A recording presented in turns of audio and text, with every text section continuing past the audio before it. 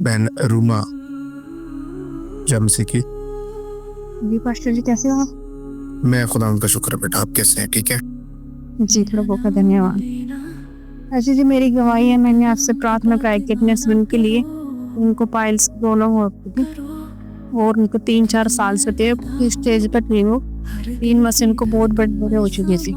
तो मैं भी प्रार्थना करती कि आपने उपवास भी बोला था रखने के लिए, तो मैंने फास्टिंग प्रेयर भी की और यहाँ भी प्रार्थना करवाई, आप सब लोगों ने भी प्रार्थना की।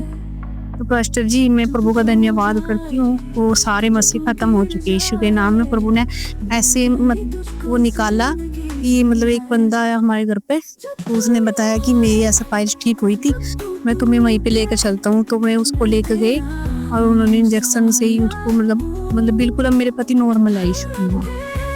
आमीन। खुदा का शुक्र करते हैं। आपने कई बार नोटिस किया होगा कि एक आदमी जो है वो पंजाबी जो कहते हैं कि वो स्वाब ही खा लेंगे ना। स्वाब बोलते हैं जो कोयलों के बाद जो बाकी बचता जलने के बाद जब कोयले खत्म हो जाते हैं तो उसको राख बोलते हैं। तो राख या स्वाब, कोई आदमी स्वाब खा लेता है तो वो ठीक हो जाता है, राख भी खा लेता है तो वो ठीक हो जाता है।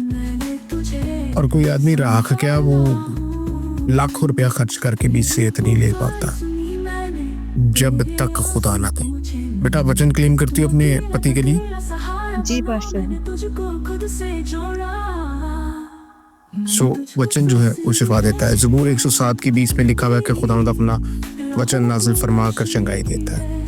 और खुदावंद का शुक्र करते हैं बेटा, प्रभु आपको आशीष दे, आप बढ़ते जाओ, खुदावंद अपने नाम का जलाल जाहिर करे। खुदावंद रहीम खुदा। याद रखिएगा एक बात, जिंदगी में मेडिसिन, दवाइयाँ खुदावंद का रहम है, खुदावंद का फजल है। ये बात हमेशा याद रखनी है कि खुदावंद अपना रहम करते हैं, अपना फजल करते हैं। तो बेटा रोमा, प्रभु आपको आत्मिक, शारीरिक, माली आशीषों से भरता रहे और आपके हस्बैंड जो हैं और आप जिंदगी से तंदुरुस्ती पाएं। आमीन। और हम अभी शुक्रगुजारी की बिल्कुल दुआ करेंगे कि खुदावंद अपने नाम का जलाल जाहिर करे ताकि खुदावंद के नाम की महिमा होती रहे।